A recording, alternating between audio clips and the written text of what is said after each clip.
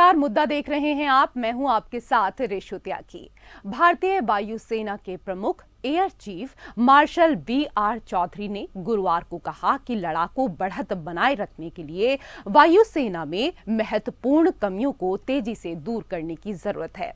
उनकी टिप्पणी ऐसे समय में आई है जब भारतीय वायुसेना लड़ाकू स्क्वाड्रन की कमी से जूझ रही है। मिड एयर रिफ्यूएलर्स और airborne warning and control system जैसे फोर्स मल्टीप्लायर को शामिल करने की जरूरत है। चौधरी ने नई दिल्ली में 19वें सुब्रतो मुखर्जी सेमिनार में उद्घाटन भाषण देते हुए कहा, लड़ाकू स्क्वाड्रन और फोर्स मल्टीप्लायर की कमी जैसी कुछ महत्वपूर्ण कमियां हैं जिन्हें प्राथमिकता के आधार पर दूर किया जाना चाहिए। वायुसेना वर्तमान में 42 के मुकाबले लगभग 30 लड़ाकू स्क्वाड्रनों से काम चला रही है। वायुसेना की क्षमता को बढ़ाने के लिए अधिक ईंधन भरने वाले और AWACS यानी airborne warning and control system की भी आवश्यकता है। वायुसेना प्रमुख ने कहा, वायुसेना के पास युद्ध में विरोधी को रोकने, बचाव करने और यदि जरूरी हो तो धूल चटाने की भी क्षमता है। उन्होंने कहा कि IAF को भविष्य के युद्ध लड़ने और जीतने की क्षमता विकसित करके एक एरोस्पेस शक्ति के रूप में विकसित होने की आवश्यकता है। भारतीय वायुसेना के प्रमुख air chief marshal V R. Chaudhari ने लड़ाकू बढ़त बनाए रखने के लिए वायुसेना में महत्वपूर्ण कमियों को तेजी से दूर करने की बात कही है। तो वहीं दुनिया पर धौंस जमाने की कोशिश कर रहे चीन की पोल खुली है। म्यांमार की वायुसेना ने चीन और पाकिस्तान की तरफ से तैयार फाइटर जेट JF-17 को उड़ाने से मना कर दिया है। 4 साल पहले ही म्यांमार को ये जेट चीन से मिले थे और अब इनमें तकनीकी खराबी की बात कही जा रही है। वायुसेना के पूर्व पायलट की माने तो जेट इतने सक्षम नहीं हैं कि देश की हवाई रक्षा क्षमता को मजबूत कर सके। म्यांमार की वायुसेना ने इन जेट्स के ढांचे में खराबी आने की वजह से उड़ाने से इनकार किया है। चीन का दावा है कि उसके ये जेट्स दुश्मन के अड्डों की रेकी से लेकर जमीन पर हमलों और बॉम्बिंग मिशन को अंजाम देने में सक्षम हैं। इन जेट्स को फिलहाल अनफिट करार देकर जमीन पर ही खड़ा रखने का फैसला किया गया है। इसे डेवलप करने का पहला मकसद भारत की वायुसेना के खिलाफ चीनी वायुसेना को मजबूत करना था। इस जेट में चीन की बनी KLJ-7AI रडार दी गई है और विशेषज्ञ इसे सबसे खराब करार देते हैं। उनका कहना है कि इस रडार की क्षमता बहुत ही खराब है और इसके रखरखाव में भी समस्या आती है।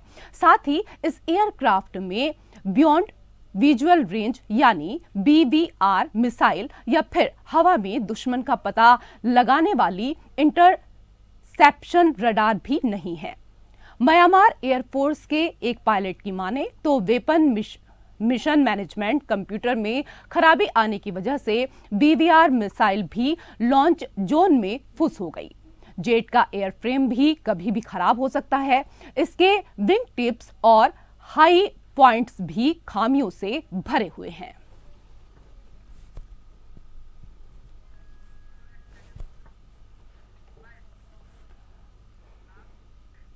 तो इसी को लेकर मुद्दा में हम चर्चा करेंगे और चर्चा करने के लिए आज हमारे साथ पैनल में 2 खास मेहमान जुड़ चुके हैं। हमारे साथ प्रफुल्ल बख्शी जी जुड़ चुके हैं जो कि रिटायर्ड विंग कमांडर भारतीय वायुसेना से हैं। बहुत बहुत स्वागत आपका सर। इसके साथ ही हमारे साथ रिटायर्ड कर्नल गोपाल सिंह रक्षा विशेषज्ञ भी जुड़ चुके हैं। सर, आपका भी बहुत बहुत स्वागत हमारे खास कार्यक्रम में। प्रफुल्ल जी, पहला सवाल मेरा आपसे है, हवाई युद्ध का मैदान हर दिन बदलता है क्योंकि तकनीक हर दिन बदलती है। एयर बैटलफील्ड में सब कुछ तकनीक पर निर्भर है। सैनिक का अपना सामर्थ्य भी तकनीक के इस्तेमाल तक सीमित है। ऐसे में भारतीय वायुसेना प्रमुख के संकेत से क्या यह समझा जाए कि तकनीक जहां तक पहुंच चुकी है उससे हम पीछे हैं, या ऐसा समझा जाए कि वहां समन्वय की कमी है, यूटिलाइजेशन की समस्या है, या फिर संसाधन की कमी है? Thank you very much. आपके चैनल में। मेरी आवाज ठीक से आ रही है? जी सर, मुझे आपकी आवाज क्लियर आ रही है। ओके, मैं आपकी चैनल में बहुत साल आया हुआ हूँ और ये हमने टेक्निकली डिस्कशंस किए हुए हैं। मैं आपको दोबारा बता देता हूँ, सबसे बड़ी बात ये है, हमारी जो कमी है वो इंडिजिनाइजेशन प्रोग्राम्स की है। हम स्वावलंबी नहीं हैं, यानी कि हमको खरीदना पड़ता है और खरीदने के लिए आपको खरीद के स्पेयर पार्ट रखने हैं, फिर नई तकनीक आएगी, उसको खरीदने का समय लगेगा, फाइलें जाएंगी, ऑर्डर जाएंगे। मतलब ये है कि आप सिर्फ खरीदारी में अगर लगे रहे तो लड़ाई करना मुश्किल हो जाता है, क्योंकि खरीदारी में बहुत सारी चीजें पॉलिटिक्स इन्वॉल्व होती हैं और समय लगता है, पैसा लगता है। पर दूसरी बात है, टेक्नोलॉजी अगर आपके पास में है तो उसका रिसर्च एंड डेवलपमेंट करके आप एट पार और भी कर सकते हैं। नहीं तो आप टेक्नोलॉजी मांगेंगे किसी से, कोई टेक्नोलॉजी दे या ना दे, और तभी आप अभी तक कोई इंजन नहीं बनाते। आप कुछ मेन जो सामान है, जो मेन आर्मामेंट है, नहीं बनाते। तो सबसे बड़ी चीज है आपकी ये तकनीकी जो खराबी है, चाहे शिप का इंजन, चाहे टैंक का इंजन, एयरक्राफ्ट का इंजन, कोई नहीं बनाते। तो ये सारी जो प्रॉब्लम है, इसको दूर करने की बात एयर चीफ कह रहे थे कि हमारे को और जो ऐसी चीजों की जो आती हैं उसको जल्द से जल्द दूर करना होगा।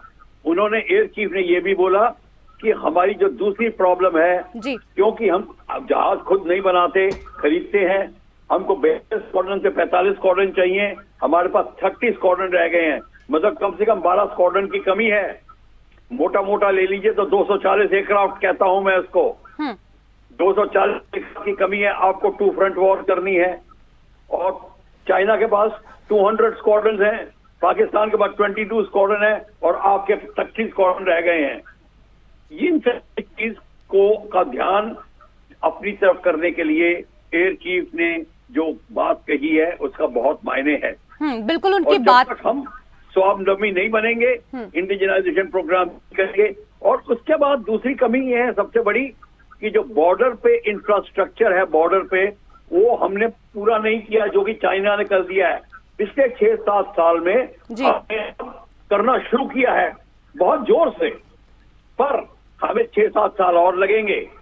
जो चाइना ने तैयारी कर रखी है, लद्दाख से लेकर अरुणाचल तक, उनके railway station, ammunition depot, radar station, airfield, helipad, advance landing ground सब हैं। ये जो चीज है इसकी ध्यान केंद्रित कर रहे हैं हमारे एयर चीफ। बिल्कुल सही आपने कहा। जो एयर चीफ का बयान है उसको समझने की कहीं ना कहीं हमें यहाँ पर जरूरत है। एक और अहम सवाल प्रफुल्ल जी आपसे, चीन और पाकिस्तान ने मिलकर जो JF-17 विकसित किया है, म्यांमार की वायुसेना ने उसे नकारा बता दिया है। इससे चीन की भी तकनीकी खामियों को समझने में मदद मिलती है। तकनीक के साथ कदमताल करने की समस्या सभी देशों की वायुसेना के साथ ऐसी ही होती है। देखिए, चाइना जो है वो बहुत शातिर है। अब आपको मैं समझा दूं जी। MiG-21 जहाज था, चाइना ने और हमने इकट्ठा लिया था 1962-63 में। हमारी कमी ये थी, हम स्वावलंबी नहीं थे, हम रशिया के झांसे में आते रहे। हमने उसको रशिया ने हमें बनाने नहीं दिया।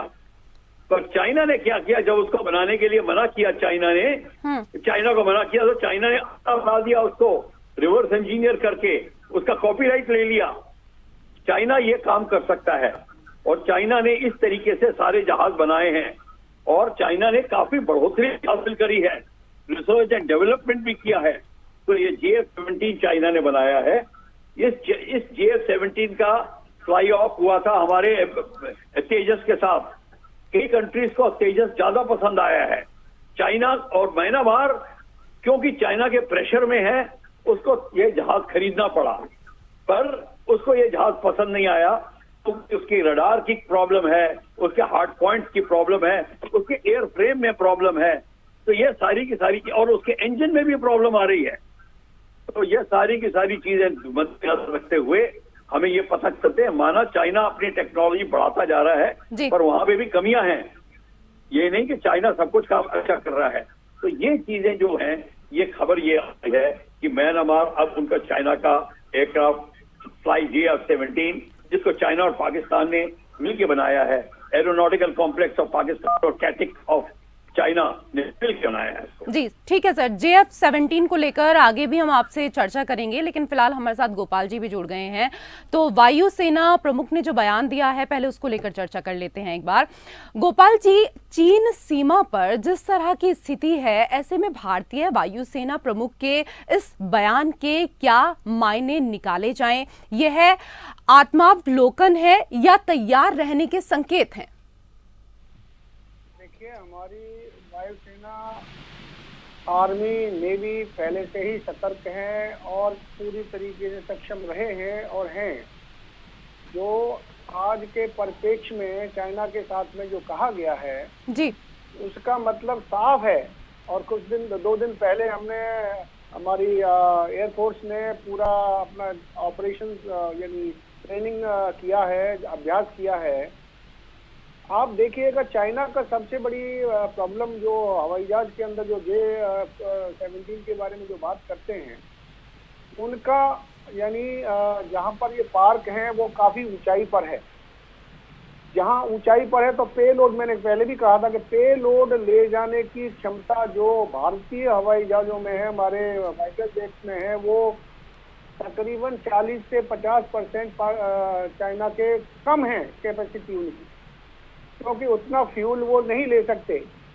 और हमारे हवाई जहाज फ्यूल लेकर के उड़ सकते हैं और उसके अलावा अपने जो भी अस्त्र शस्त्र हैं उनको लेकर के और उड़ सकते हैं। और ये इससे काफी यानी फायदेमंद है भारत के लिए। रही बात चाइना क्या दिखाना चाहता है, क्यों ये कर रहा है, इसके बहुत से कारण हैं। हमने पहले भी चर्चा की और अभी भी कर रहे हैं। ये जो धीरे धीरे कई चीजें जो हमारे भारत के अंदर भी हो रही हैं, उसका भी कहीं असर पड़ता है उनके ऊपर, क्योंकि भारत आत्मनिर्भर बन रहा है, पूरे विश्व में इसका नाम हो रहा है। और आगे हमारी इकोनॉमी या 10वें स्थान से 5वें पे आई और अगले 6 से 8 महीने में या 10 महीने में और 1 साल के अंदर 3रे स्थान पे पहुंचेगी, जिसमें अमेरिका नंबर 1, चाइना नंबर 2 और भारत नंबर 3। वो नहीं चाहता कि किसी भी तरीके से भारत और आगे बढ़े और उसको हम यानी पाकिस्तान की तरफ से इधर से कुछ न कुछ करते रहें। जी बिल्कुल सही आपने कहा, भारत आत्मनिर्भर बन रहा है। गोपाल जी, मेरा एक और अहम सवाल आपसे यहाँ पर है, भविष्य के सामरिक संघर्ष में वायुसेना की भूमिका निर्णायक होगी। ऐसे में भारत किस तरह की रणनीति पर काम करे? क्या उसे स्वदेशी तकनीक पर विशेष जोर देना चाहिए, क्योंकि उसकी सामरिक आवश्यकताएं भी अलग हैं? आप बिल्कुल सही कह रही हैं। देखिए, न केवल अपने आप को आत्मनिर्भर स्वदेशी के ऊपर होना चाहिए, उसके साथ में भी हमने S-4 जो मिसाइल ली हैं, उसके अलावा हमारी खुद की जो मिसाइल डेवलपमेंट हो रही है, अग्नि 5 मिसाइल का प्रशिक्षण कंप्लीट हो चुका है। तेजस विमान जो इंजीनियरली बनाया गया है, उसके अलावा और तमाम जो है चीजें बन रही हैं, यानी अस्त्र बन रहे हैं। शिप की तरफ देखिए, उधर बन रहे हैं, हमारे जो नेवल शिप्स बन रहे हैं। और ये जो आत्मनिर्भर जो है अपनी चीज के ऊपर जब जितना विश्वास होगा, और मुझे पूरी उम्मीद है कि ये अगले आने वाले समय में हम जो है, जो एक्सपोर्ट अभी 13-14 हजार करोड़ का है, अभी अगले 40 से 50 हजार करोड़ का एक्सपोर्ट होगा।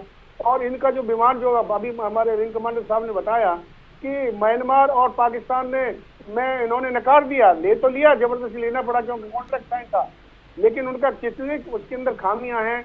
उसके साथ में जो अभी कुछ दिन पहले यानी कंपटीशन किया गया था, देखा गया था कि तेजस हमारा उससे बहुत हावी पड़ता है और अच्छा, और लाइट कॉम्बैट एयरक्राफ्ट है, बहुत ही अच्छा है।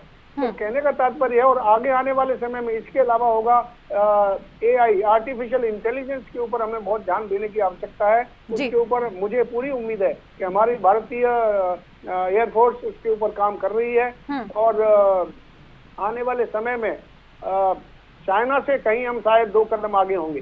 बिल्कुल सही आपने कहा, आने वाले समय में चाइना से हम 2 कदम आगे होंगे। प्रफुल्ल जी, हमारी सामरिक तकनीक यूरोप या सोवियत से आयातित है, उनकी सामरिक आवश्यकताएं हमसे अलग हैं, उनके प्रतिद्वंदी, उनकी भौगोलिक चुनौतियां जो हैं वो भी हमसे अलग हैं। क्या हमें अपनी वायुसेना के लिए ज्यादा से ज्यादा स्वदेशी तकनीक और अपनी आवश्यकताओं और अपनी चुनौतियों के हिसाब से उन्हें विकसित करने की आवश्यकता है? आपने बहुत अच्छा सवाल पूछा, thank you very much ji.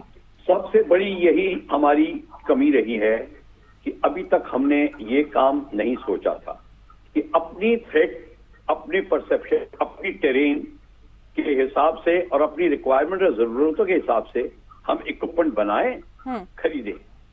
Question ये है क्योंकि हम बना नहीं सकते थे, इसलिए हमें खरीदना पड़ता था, और खरीदना वो पड़ता था जो यूरोप में बना है, और यूरोप में जो बना है वो यूरोपियन कंडीशंस के लिए बना होता था।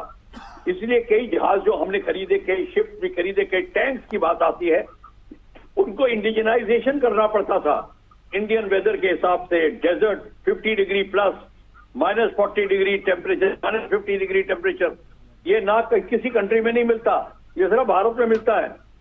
तो उनको ये सारी चीजें वो हमें मॉडिफाई करनी पड़ती थी। तो ये सारी चीजें अब जब हम स्वावलंबी बन रहे हैं, और पिछले 6-7 साल में मैंने देखा हमने बहुत उचित कदम उठाए हैं।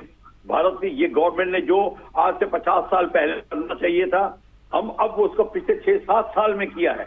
चाहे बॉर्डर कंस्ट्रक्शन हो, चाहे डिफेंस डेवलपमेंट हो, तो हमको अपनी रिसर्च एंड डेवलपमेंट यानी R&D को इस्तेमाल करना है। प्राइवेट इंडस्ट्री को अंदर लगाना पड़ेगा। जब तक प्राइवेट इंडस्ट्री में नहीं आएगी, डिफेंस की सारी यूरोपियन इंडस्ट्रीज और अमेरिकन इंडस्ट्रीज प्राइवेट है। हमको क्यों शर्म आ रही थी इतने दिनों तक कि हम प्राइवेट इंडस्ट्री को नहीं ला रहे थे, यहां तक कि हमको डिफेंस में डिस्कशन करने में, प्राइवेट इंडस्ट्री लाने में, ये हमारी नीतियों में चूक थी। इस चूक को दूर किया है। और हमारे जो प्रेसिडेंट थे अब्दुल कलाम साहब, उन्होंने सबसे पहले ये बताया था कि आपको प्राइवेट इंडस्ट्री को लाना है। 73 रूल के हिसाब से उन्होंने कहा था चाहे आप एडवांस चीजें खरीदिए, पर उसको जल्द से जल्द हिंदुस्तान में बनाने की बात करिए, अपनी कंडीशंस को सूट करने के लिए। अगर आप सियाचिन को, मध्य डेजर्ट को मद्देनजर रखते हुए जो बताएंगे चीज, वो बहुत ही डिफरेंट होगी। तभी आप जो चीज बनाते हैं उसकी टेक्निक्स आप इवॉल्व करते हैं।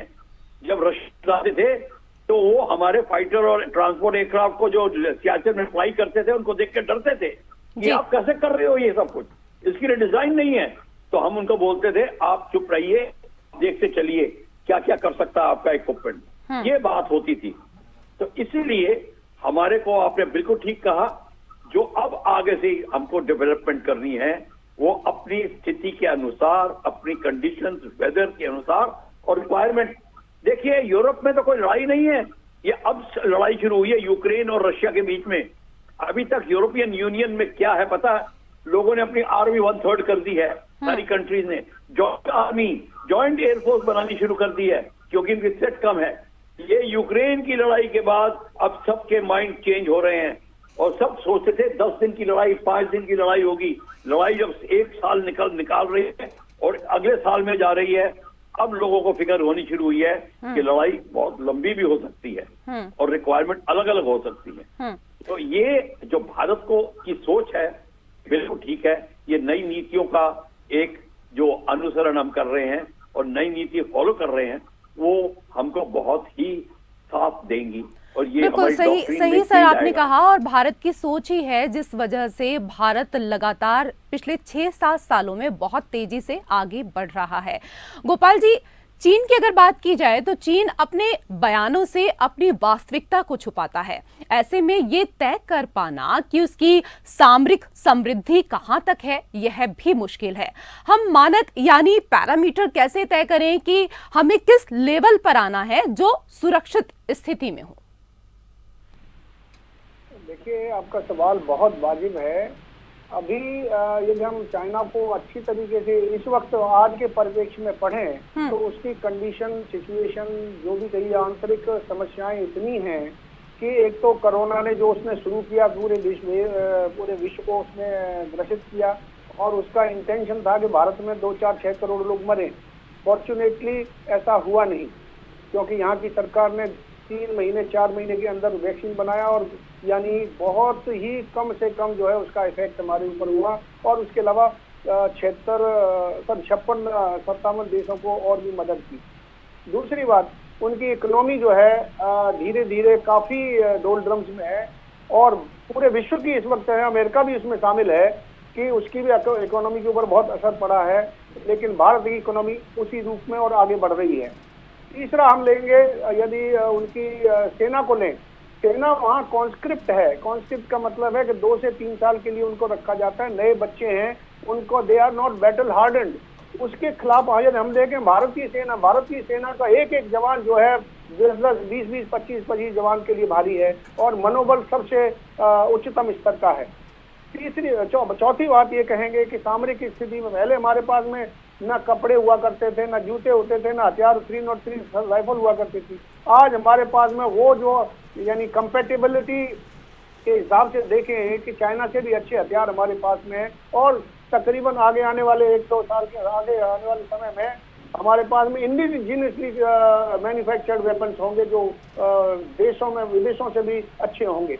इसके अलावा आप देखिए उसकी और सबसे बड़ी समस्या क्या है कि वो चाहता है कि चारों तरफ पैसा था, तमाम राज्यों को उसने पैसा दे करके अपने आप काबू में करने की कोशिश की, और उसकी नेवी, यानी वो चाहता है कि मिडिल ईस्ट और यूरोपियन कंट्रीज और कहते हैं ये साउथ अफ्रीका, अफ्रीकन कंट्रीज में अपना सामान बेचता रहे, और ऊपर से जो है एक्साइजन में उसकी जो हमारी जो रोड बनाई है उससे जो है 6 महीने वो खुली रहती है। 6 महीने में तकरीबन 40 से 50% लेस यानी रेट के ऊपर सामान वहां से जाता है, और समय कम लगता है। यदि वो उसको हम काबू में कर लेंगे या पीओके हमारे साथ में आ जाएगा, तो उसके बाद में वो भी उसके ऊपर भी मुश्किल होगी। उधर हमारे भारतीय सेना, नौसेना इंडियन ओशन के अंदर भी अपना प्रभुत्व जमा रही है। कई जगह पे आप देखेंगे, कुछ समय के बाद में देखेंगे कि हमारे भी जो पोर्ट्स वहाँ पे होंगे।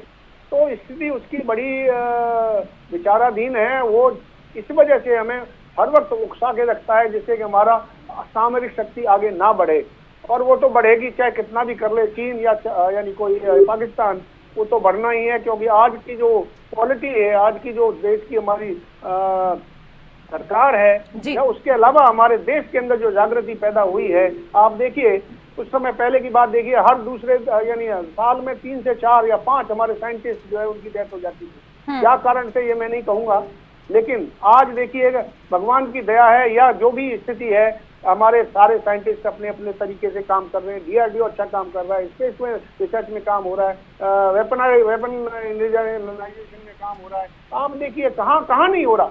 ये आगे ये भारत विश्व ना तो एक्सपेंशन की भारत की पॉलिसी रही है, वसुधैव कुटुंबकम की भावना लेकर के आगे बढ़ रहा है, और पूरी उम्मीद है जहां जिसके साथ में पूरी विश्व साथ में होगा तो चाइना क्या करेगा। बिल्कुल सही आपने कहा कि चीन उकसाने की कोशिश तो करता है, लेकिन अगर चीन इस तरीके से उकसाने की कोशिश करता रहा तो अब कुछ होने वाला नहीं है, बल्कि हानि उसी को होगी। बहुत बहुत शुक्रिया गोपाल जी आपका हमारे साथ जुड़ने के लिए। प्रफुल्ल जी आपका भी बहुत बहुत शुक्रिया हमारे साथ इस चर्चा में जुड़ने के लिए। और इसी के साथ मुद्दा में फिलहाल इतना ही। नमस्कार।